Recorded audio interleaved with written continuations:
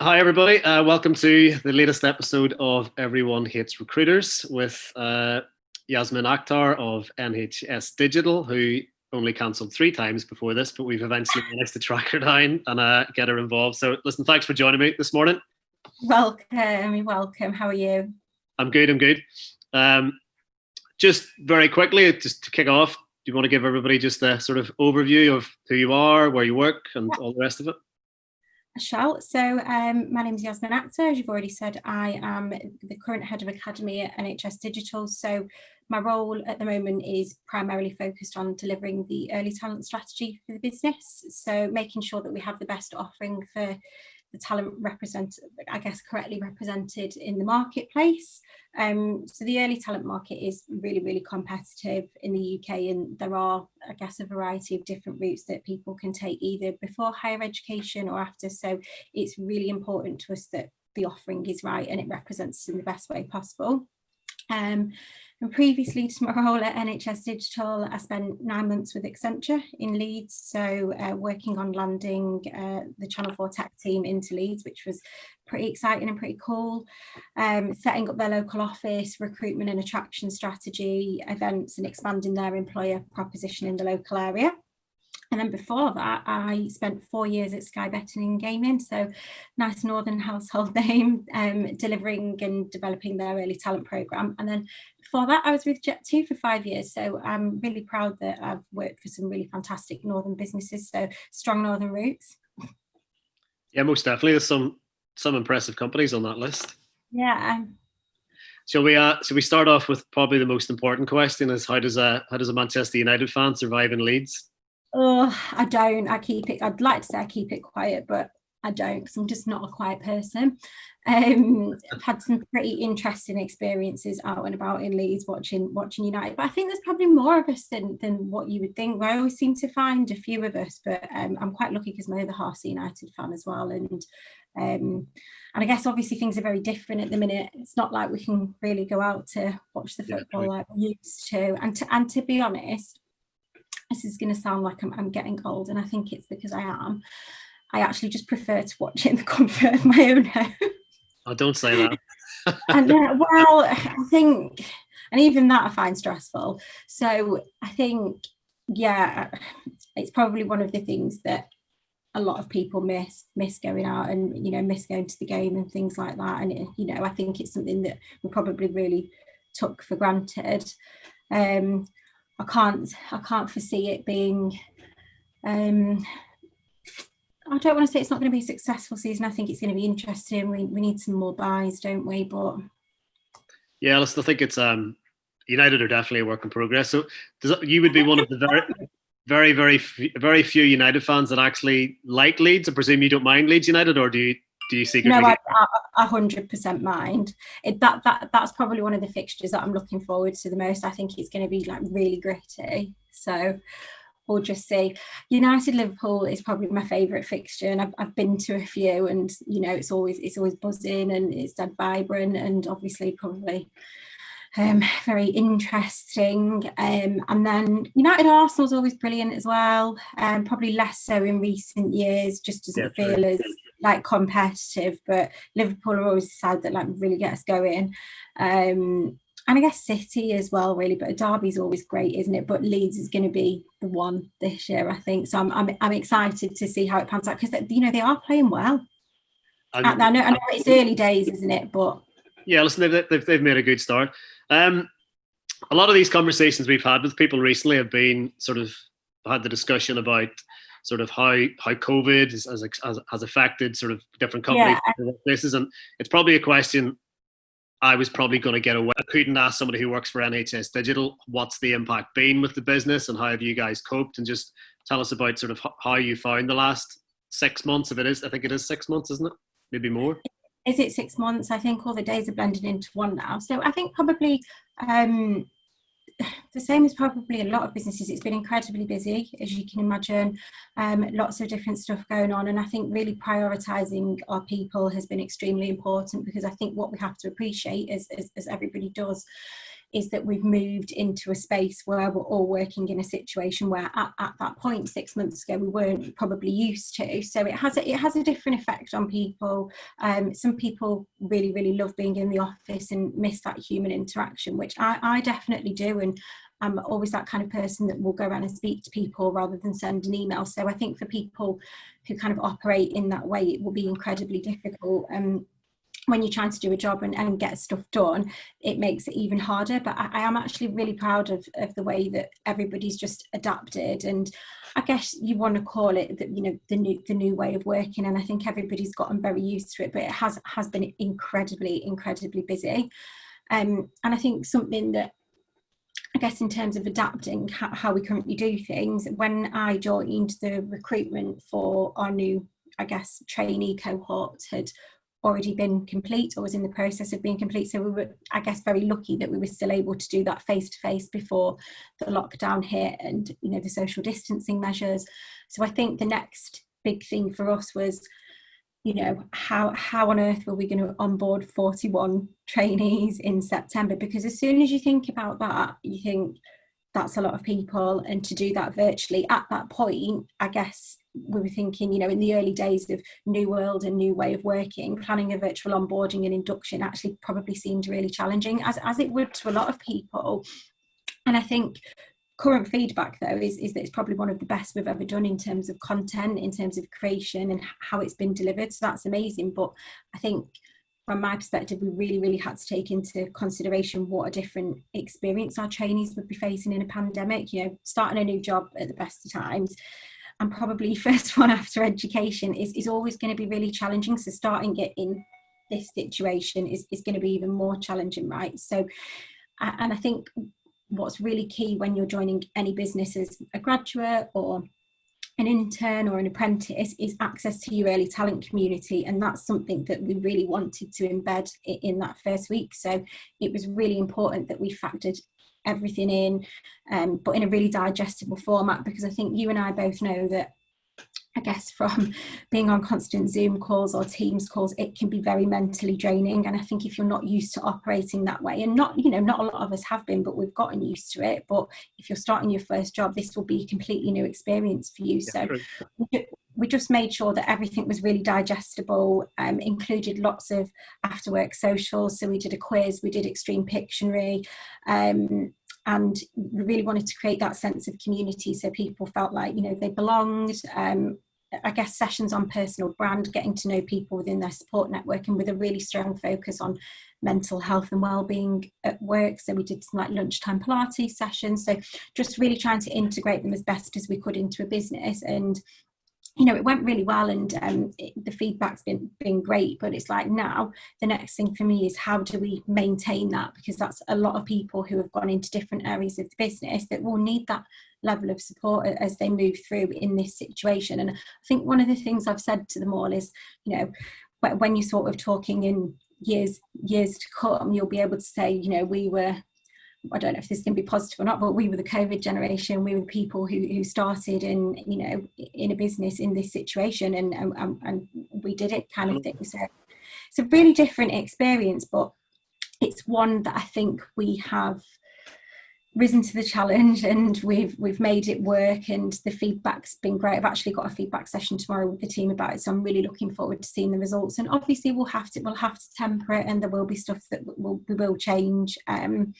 But something else that we've been really focused on is just people engagement and what we can do to make people feel, I guess, valued and included, and also making sure that we're looking after people in the right way during this time, because everybody's in different situations.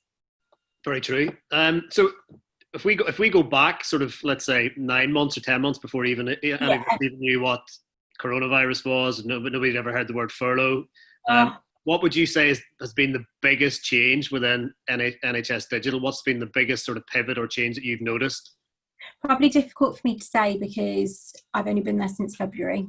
Okay. So I've kind of come into the business when, you know, I started kind of mid-February, and then I think I went away for a week and came back and we were on lockdown. So I've kind of had my whole experience, or most of my experience, has actually been virtually. So it's been a big step change for me as well, especially doing the role that I do, which relies a lot on personal interaction and building those relationships. And but it's just something that we've learned to work with, and I've learned to work with, and I think it's been probably not challenging for me, but it's just been a different way of working. And I think, as you know, working in, I guess, within that kind of field, you have to adapt quite a lot. And I think we've all probably learned new things about ourselves as we've moved through this situation. Yeah, I totally agree. I think for anybody that's worked and lived through the last 6 months, you do have to take a step back and look at, what am I good at? What am I not good at? What do I like about how I work? And like, it's even that opportunity to change. But I don't know, I wouldn't say I've enjoyed lockdown as such, but I've definitely done things that I wouldn't have been able to do. And I think even work-wise, it has changed, and it does give you that. I think that flexibility is massive, and I think most people have got onto that fact that having that balance between office and home it has to be the way forward from here on in. Yeah, and I think that's the other thing, isn't it? I think people have probably found out things about themselves that maybe they didn't know before. It's allowed a bit of a deal of flexibility and allowed you to work in a new way.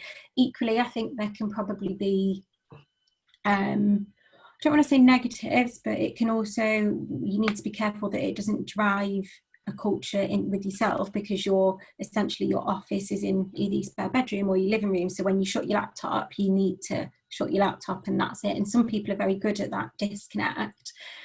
And I think it's something that I've learned to do more throughout my career. Probably the early stages, I probably wasn't very good at switching off. And now I think, as I'm in a bit of a different position, I do try my best to have that separation. But it is very hard at home when your laptop's there and you're like, I could just do this. And don't get me wrong, if stuff needs doing, I will work until it's done. But I've always been in this mindset, and I would say the same to my team, is that it's important that you take that time for yourself and you take appropriate breaks, and you don't overwork yourself for the sake of it. That's not going to benefit you in the long run or your career, and it's not going to develop you in any way either. Do you think, obviously you're dealing with entry level people at this point, do you think that's something that they do much better than other generations, or are they worse because they're I think they're even less likely to put things down or turn things off and shut? Yeah, I think you're probably right, and I think it kind of loops back into some of the stuff that we're working on at the minute, and just we're trying to encourage people to take time off. And I think it's very hard, because I was just talking about this with one of my team the other day, like a holiday is something you build up to when you know that you're having that week off, whereas I think a lot of people will be less inclined to sort of take days off because they feel, well, what can I do in this situation? Like everybody's in different situations at the minute in terms of local lockdowns, and restrictions will be different. But for me, I think regardless of whatever stage of your career that you're at, you need to sort of take that time away from work to reset, and for your mental health, for your energy levels, whether it's everybody has something that I guess helps them to reset, whether it's exercise, whether it's reading a book, having a bath, whatever it is. But it's important that you do it, and I do probably think that probably when I was a bit younger, I was less inclined to do that, because I think I felt like I had to prove myself more to be the best that I could be. I mean, I'm still like that, don't get me wrong. I don't think my competitive edge has softened at all. That's probably part of being a recruiter in a respect, but I think that we need to, I guess, drive that culture of acceptance where people, and we're very good at NHS Digital, to be fair, we are good at sort of saying, you need to take that time for yourself, and it's something that I encourage us in my role as the head of academy. If anybody should be the NHS, if the NHS exactly, can't get it, then who exactly. can? But we are, and I'm saying that genuinely, and it's for me, it's something that's really, really important to me, because I've been there in a role where I felt like I couldn't take that time, and I feel like you do get overworked, and it does have an effect on you, and more importantly, you're just exhausted, and you're not being the best version of yourself, or you're not delivering at the capacity that you normally would. You're not performing probably how you normally would, and you're just exhausted, and we shouldn't expect that from anybody.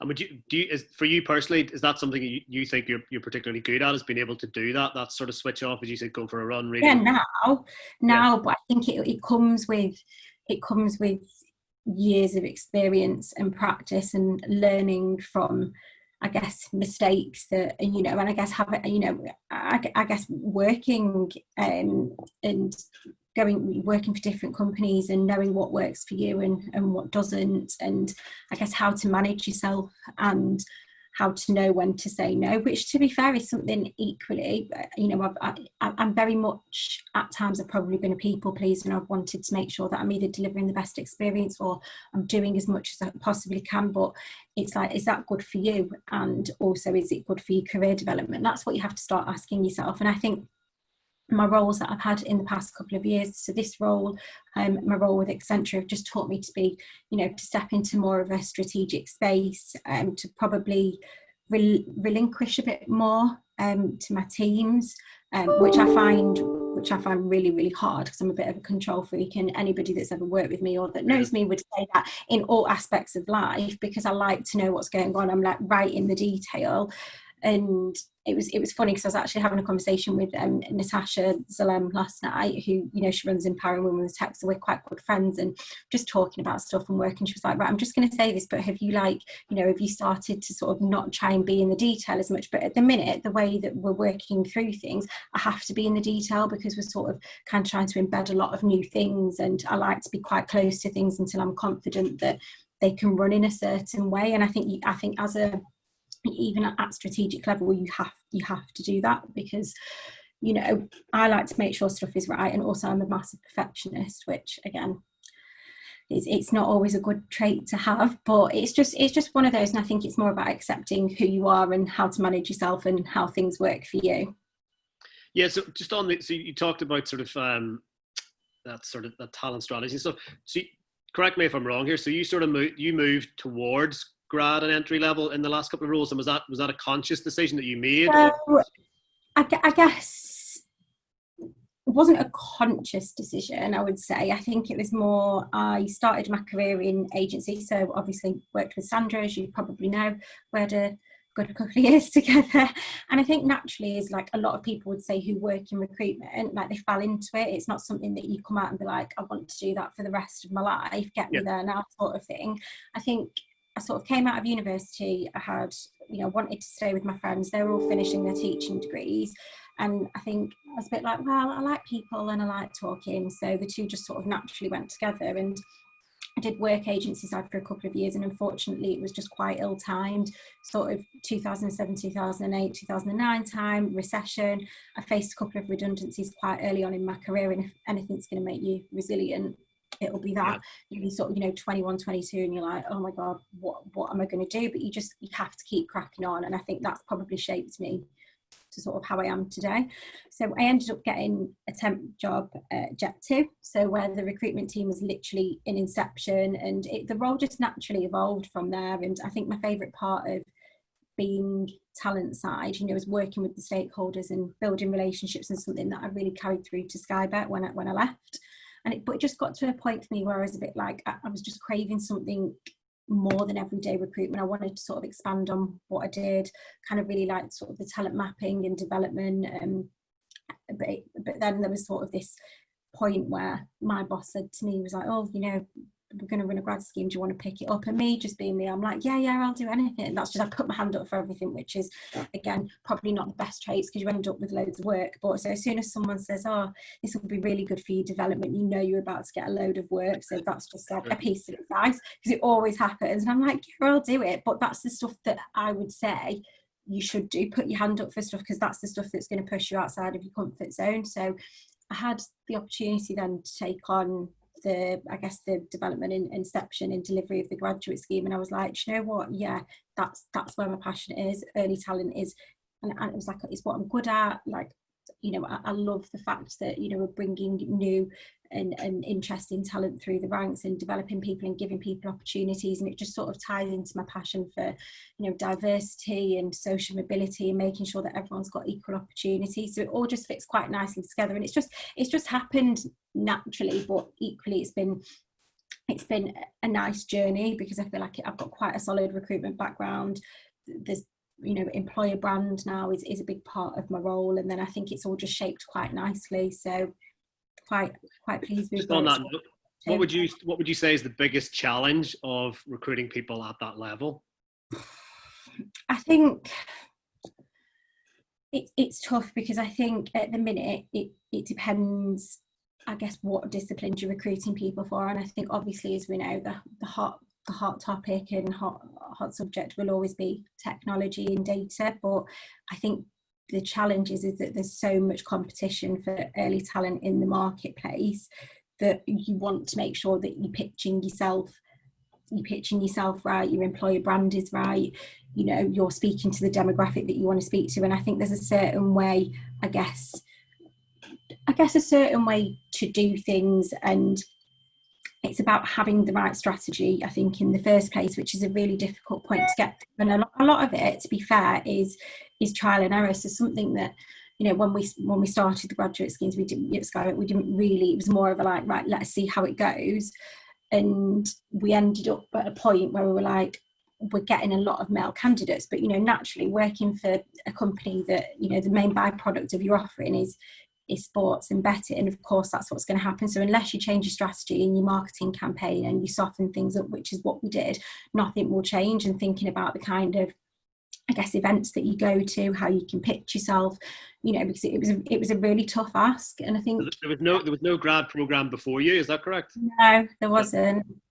Yeah, so it was a really sort of, it was a nice journey, because I think at one point the leadership team were like, yeah, we want 50% male and 50% female. And I was like, oh, cool, yeah, okay, that's not difficult at all. And like, you know, especially getting women into tech as well, like we know that's a challenge. So I was like, yeah, great. But I think from some sort of careful consideration of, you know, what kind of marketing campaigns are we running, what unis are we going to, are we showcasing the women that we have got in the business on the graduate programs to tell their story and give them a platform to share it on. By doing all of that, naturally, you know, you will make things happen. And that year was the year that we actually got 64% of offers that were female. So obviously the leadership team were like, great, you can do that again next year. But, you know, it's not, it's very, you have to make people understand that it's a byproduct of a lot of hard work and having to sort of move things around and, you know, respond to what people are saying. And 64% of the people that came through that grad program were female.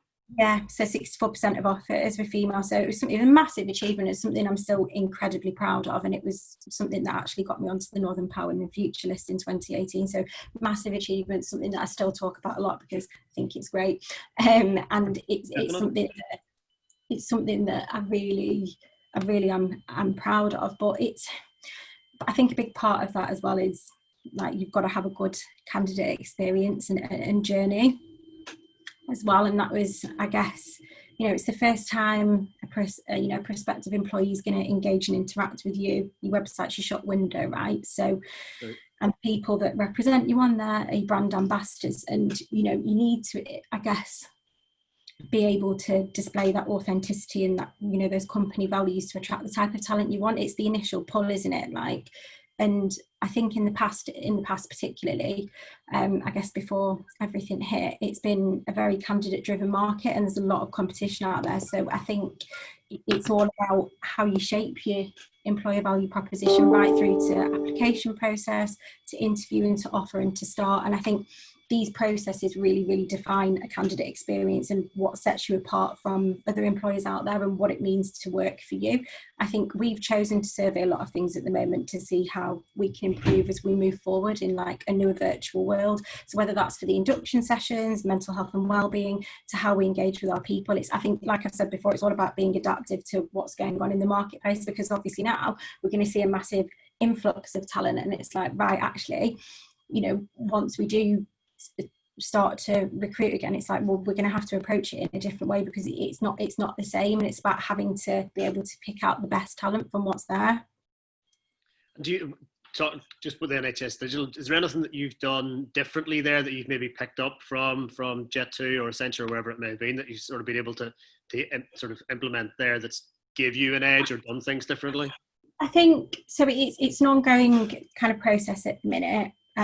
But I've definitely taken a lot of what I've learned from Skybet and probably from Jet2 to sort of evolve into my roles, and actually definitely probably from Accenture as well, to help me be more strategic in how I'm approaching things. But I think every role will give you something to implement or to take with you. And because I've had the experience of, I guess, designing, delivering and implementing early talent programs at Sky Bet, that's kind of what's fit me into the space that I'm in now. So I have taken a lot of stuff and not taken a lot of stuff and transferred it over, but I've taken a lot of the stuff and the key learnings that I've had and sort of, I guess, assessed the process and assessed, I guess, where if we've got any gaps or things like that, and think about, how we can make the improvements as we go along. Because to be fair, thinking back to it won't have been perfect. No process is perfect. I think something like early talent and how you do things and how you approach the market is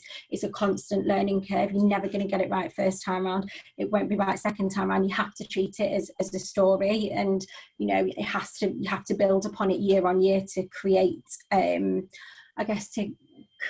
that pull in the marketplace, for people to know that you're there, for people to know that you run a successful early talent program, for people to want to come to you. And it did take a couple of years for things to get going. Like, yeah, we got the applications through, thousands of them, but it's like, well, how can you ensure that you're driving that quality? And that's what makes the difference in how you do things. I'm not a big believer in stuff like careers fairs, because I think that you should be kind of trying to pull back and actually assess, well, where do we want to get the talent from? The best thing to do is how can you go and guest speak at lectures? How can we get the current academy ambassadors to go out and tell their story, but in a targeted environment? Like, what societies are going to be good for us to interact with and to sponsor? Like, what events can we go to that are still university specific, but just on a smaller scale? Because that's where you'll get your pull from, I think. But that's my opinion and of what I've experienced, I think. So do you think maybe the day is coming when recruitment fairs become sort of old school, or is that, are we already there?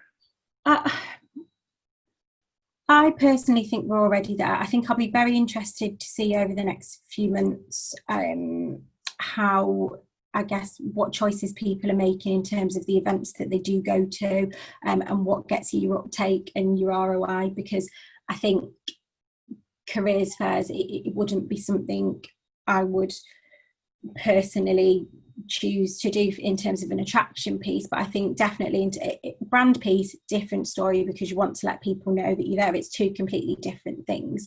But from an attraction perspective, you need to be going in and giving them more personal story and journey and experience, because I think careers fairs, I don't think you get that return on investment personally.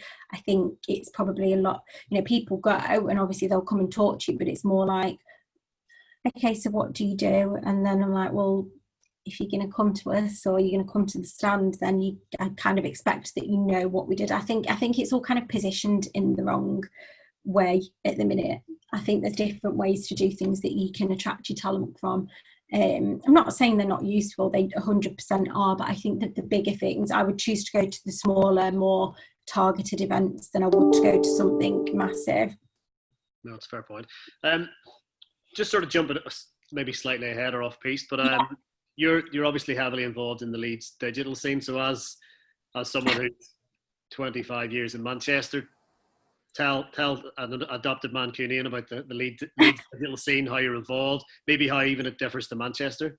It's a tough question. It's going to be hard not to offend people, isn't it? No, I'm joking.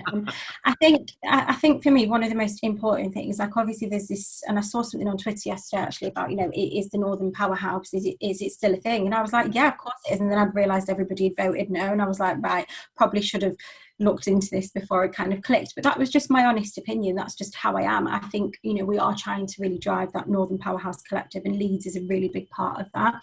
I think probably what, I guess, from a Northern Powerhouse perspective, we could be better at is interlinking the cities a bit more, because we're probably not competing for talent, but it would be really great if, we didn't have roles for people in Leeds. Like, would it be easy for them to go to Manchester and just do like a talent exchange, so to speak, just to make sure that everybody's sort of moving through? There's different businesses in Manchester. We've got loads of fantastic businesses in Leeds, but, from a Leeds Digital perspective, the community that we have is probably what makes it so fantastic and special. So I've met so many great people, just from networking and going to different events. Obviously, we've been really, really lucky to see it grow and flourish as it has in the last few years. And I think what's most important is that there is a real sense of community and support within the region, and a real commitment to growth within the tech sector and beyond, and also for early talent, which is really important to me. There's just lots of great initiatives, as you probably know, so from Empowering Women with Tech, the Leeds Digital Festival, which is going on at the minute, the International Festival, and I think it's great to see so many startups entering onto the scene, and I think it's just due to the levels of support that we provide as a community. And I think what's great about it is that if someone asks me to do something, so for example, you guys asked me to do this, and then I did the podcast a little while ago, I'm always very willing to do stuff that I think will help benefit the community or the wider scene. And I think that's what's so great, because everybody is. So I've definitely asked some of my, colleagues or acquaintances or friends to help me out to do stuff. Like, we've got an Ada Lovelace Day event running in a few weeks internally, and I've asked Anna Sutton to do something as part of the day. And I've worked with Nat before on events, so everybody's just very willing to sort of, skills exchange and help other people, and I think that's what makes it so special. And I'm sure, and I know there's loads of stuff in Manchester that does the same. There's so many great meetups over here to also support, different levels of, talent. And I think it's just a very, very tight-knit community, which I think is what I like the most about it. Yeah, and a very supportive community as well, I think. I think that's very much a Yorkshire thing that I've picked up on, that there is that sense. Yeah, definitely. I think there is that sense of community. I think for me, I was actually going to ask you what. How does Leeds Digital, how does that compete with somewhere like Manchester? Because rightly or wrongly, Manchester would be viewed as a larger, sort of more, I think it's more a branded city. I think there's an opinion or a brand that comes with Manchester. And I don't know whether I've answered the question or you have, but I think that's how Leeds can Digital can set itself apart, because there is that community feel to it, I think, and that's the brand and that's the value. Don't get me wrong, I've been involved in a lot of initiatives across the north. So obviously Northern Power Women, they're based in Liverpool, and they're quite good at doing a lot of things across the north, so we're lucky to have things like that as well. And then obviously you've got things like Code First Girls, the STEMettes, Women in STEM, all this great stuff that does happen, that's not necessarily Leeds based, but integrates with the scene. And I think that probably is what sets us apart. Manchester does equally do some really fantastic stuff, but it's a lot more widespread, and it's a lot bigger. And I would like to see more joint stuff happening, because I think that's what's going to really sort of push that Northern Powerhouse agenda further forward. But it's like you say, there's always going to be a bit of healthy competition between the cities, and naturally so. I mean, we've talked about the football teams, of course, so I love Manchester. As I said, as you know, I feel like it's my second home. I love the city, I love the people, I love the culture they have over there. And I agree, it's got a completely different vibe to Leeds, but you wouldn't want them to both be the same. They're both special for their own individual reasons. Yeah, I totally agree. I think how very diplomatic of me. Yeah, you've dodged that one very well. But I always think as well, it's funny, because the main three cities in sort of across, for me, the north are Leeds, Liverpool, Manchester. Yeah, correct. And I always find, be it football or culture or music or anything else, I rightly or wrongly always see Manchester as the epicenter of that. And I think it's the music, obviously, you can't, it's incomparable. I think Liverpool and Leeds both hate Manchester. There is that rivalry, and that's across strong accusations there. I'll maybe rephrase that, but I think Manchester sort of sits in the middle of that. But then I think what, rightly or wrongly, your perceptions of what Liverpool are, and that as a city, that's grown massively also. And I think you talked about that, and Leeds as well. I think when you scratch the surface, there is so much going on. Oh, so much has changed.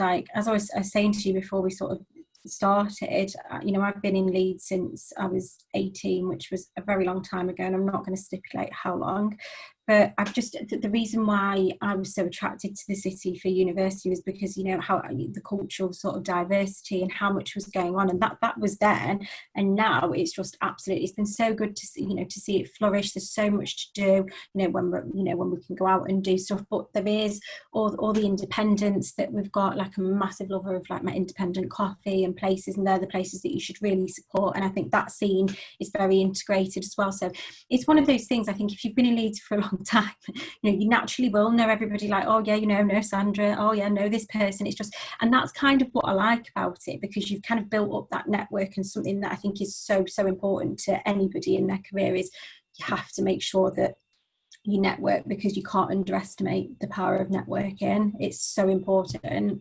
Yeah, listen, now more so than ever. I think we're sort of coming to the end of our time. It's sort of a couple of questions that was going to throw at you, just rightly or wrongly. You can pass on some of these, but I'm going to ask you to give we generally always ask for a shout out for like somebody you rate as a good recruiter or have used that you think is particularly good. Okay, so apart from you guys, obviously, had to get that in there. No, but I do genuinely think you're doing some really good stuff, like all the podcasts and the stuff that's happened over lockdown. So 100%. I think Fruition IT, Sarah Pawson and her team are great, and they do some great events. Hainton, I think, are really up and coming and do some good events as well. But personal shout outs, I think, from my in-house days. Tom Fordham at Met Marketing, like, he's fantastic. Like, the way that he is with his candidates and his clients is just exceptional. James O'Neill at Hayes in Leeds, I've known him for years, and he's kind of been there to sort of support me with my career, but also he's a great recruiter from a HR perspective, and I've worked with him a lot at Jet2 and at Skybet as well. And then Jonathan Voss at JV as well, he's fantastic, and Paul Newell at Bookmark. So I've probably given them all a hard time at one point or another, so they might be shocked that I've actually shouted them. Those are the best relationships, if you've had. Yeah, love it. The ones that work. One final question we forgot to ask was that if there was anybody you'd like to recommend that we speak to or get involved in the vlog, then feel free to drop names. So I think the wonderful Sean Allen from BGSS is one, because why wouldn't you? He's fantastic. Obviously, all his work with DBR. And Clive Smart from Skybet, because he needs to do more stuff like this, and he's got lots of good stuff to say. Both can hate me. Sorry. So I'll drop both a message, and just to put it out there, Sean Allen's cancelled 3 times already. So he's a 3-time canceller as well. Absolutely outrageous. I'm going to text him after this and be like, if I've done it now, you have to do it. And to be fair, I need to catch up with him anyway. But yeah, get him on. I'll give him a nudge as well. Awesome. Thanks, Yasmin. Cool. All right. Thanks. Take care.